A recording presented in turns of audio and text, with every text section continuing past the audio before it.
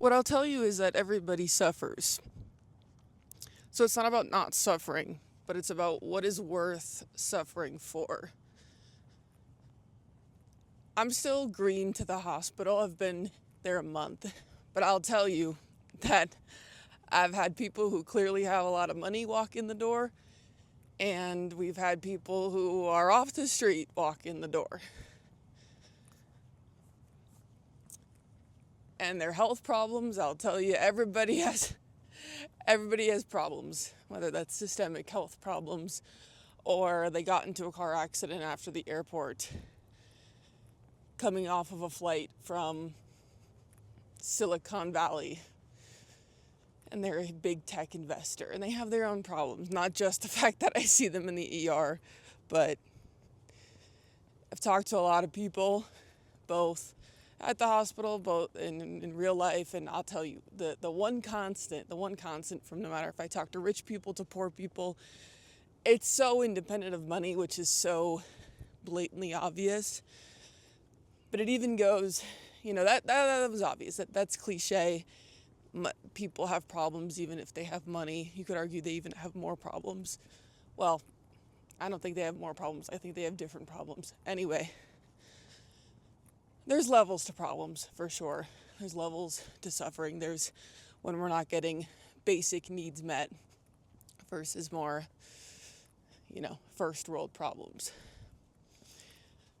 What I'll tell you is that the suffering, and think about it in kids. Kids are bawling, screaming, because to them, getting the yellow car toy taken away from them at 6 years old is the worst thing that's ever happened in their life. So the magnitude, that really deeply affects them, and that suffering is all the same versus when it's an adult and their job gets taken away, just like that yellow car, and that's the greatest magnitude of suffering that they've endured.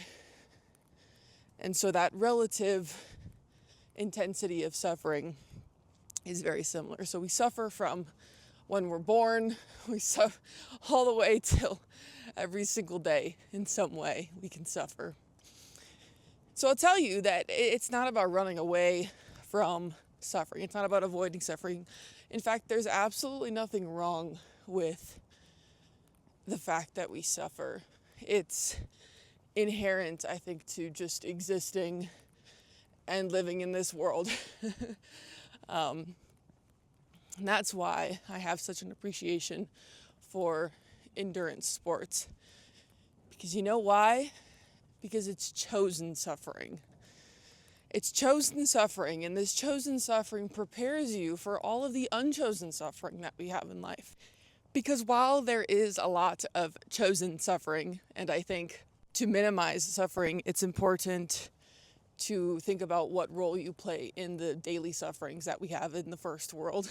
Like, what part are you playing in this, and what can you change if you so choose? There's a lot of unchosen suffering. There's death, there's abuse, there's random accidents, there's things that just happen, suffering that happens.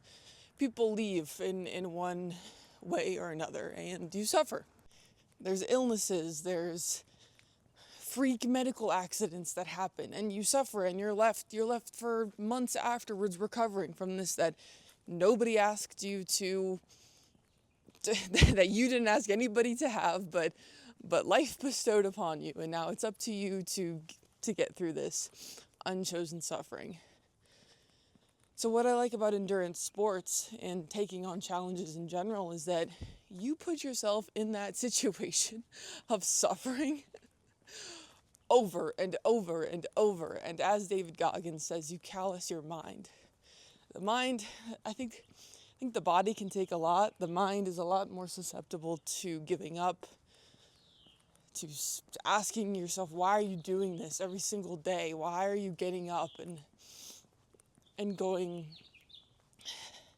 and running for hours? Why are you doing this? Like, it wants you to give up. It doesn't want you to do it. Like, your mind is, it's like, why are you studying for hours and hours? Like, just give up, just quit, just go to bed, just stop. Like, the mind is always telling us this, It's suffering, like in its own way.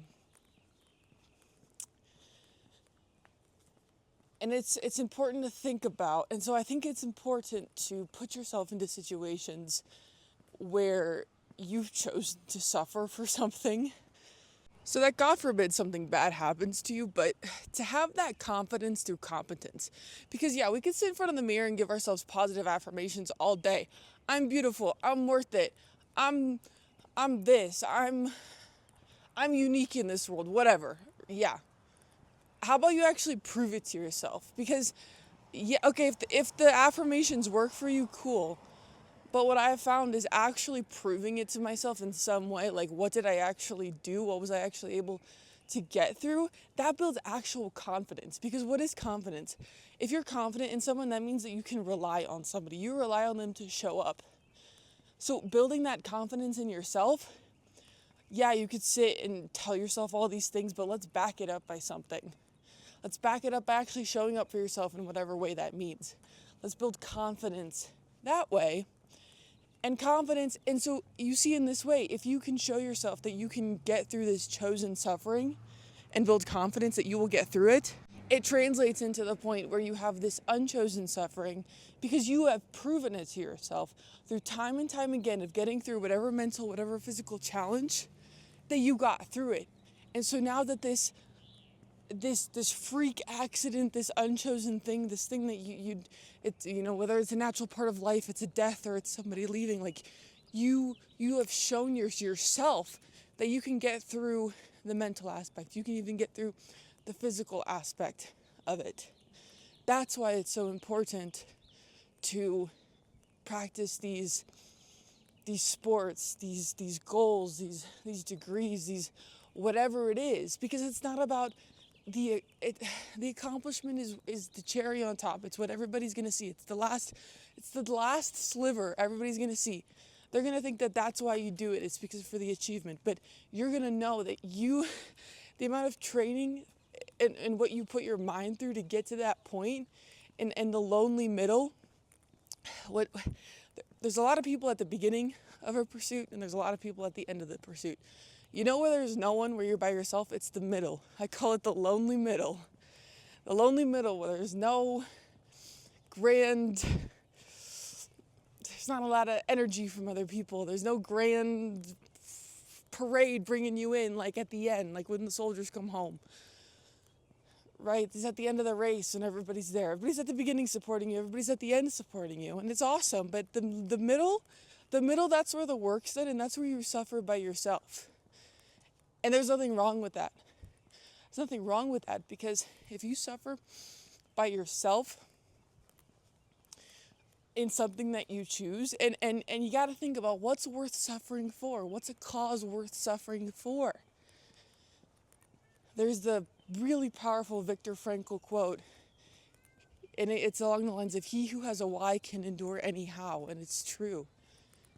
You got to think about what that why is. What's your why? Like, why are you doing this? And then lean on that. If it's self-development, personal growth, for me, a big part of this, why I run is because I learned from David Goggins this idea of callousing the mind. I mean, listen to his content and you'll understand precisely what I'm saying. It's being able to encounter some resistance, either from the job being difficult, asking to get put on 2 programs and managing them both. You want to quit, you want to tell them, hey, no, I can only handle one, but it's that pause. It's that pause and being like, no. Like, I've handled this other hard thing and I can handle this other hard thing too, and I'm not going to back down. But a lot of people say that, but like, how do you actually get to that point? And it's not through telling yourself that you can just get through it, because you can tell yourself a lot of things. People can say a lot of things. What you can actually lean on is when you prove it to yourself through action, because the action's going to go a lot farther than you trying to convince yourself. How would you convince somebody else that they can be confident in you? You wouldn't tell them that you're going to be on time. You would just be on time. You wouldn't tell them that you're going to bring this for them and then you don't bring it for them. Like, you actually follow through. You actually do it. You do an action. So you got to do the same thing for yourself. You got to bring yourself to the gym at 5:30 a.m. If you don't, then what grounds do you have? Of course you're not going to believe in yourself. Of course you're not going to have confidence. Of course, the second something gets hard, you're going to just crumble and explode and not be able to stick through it because you haven't been in that situation. You're just going to fall apart. Like, no, put yourself through it a million times. Go run 5 miles. Go run 10 miles. Go to the absolute, suffer through that. And then once you've run 5 miles, you're going to be like, I ran 5 miles. I wonder if I can run 10. Then you're going to run 10 miles. You're going to think, oh my gosh, could I actually do 15? I still remember the first time, you guys, I ran 7 miles. I still remember that day because I was thinking, this is crazy. This is crazy. Then you know what? I remember the first time I ran 15 miles. Then I remember the first time I ran 19 miles. And I was thinking, this is insane. How did I just run 19 miles? Then I ran 26 miles. Then I ran 30 miles. And that's the point where I'm at now, where I'm like, how far can I go? All right. That's what I have for you guys this morning. I hope you have a great rest of your Tuesday. Pick your pursuit. Pick your why and suffer through it. It's okay. It'll prepare you for life. Bye.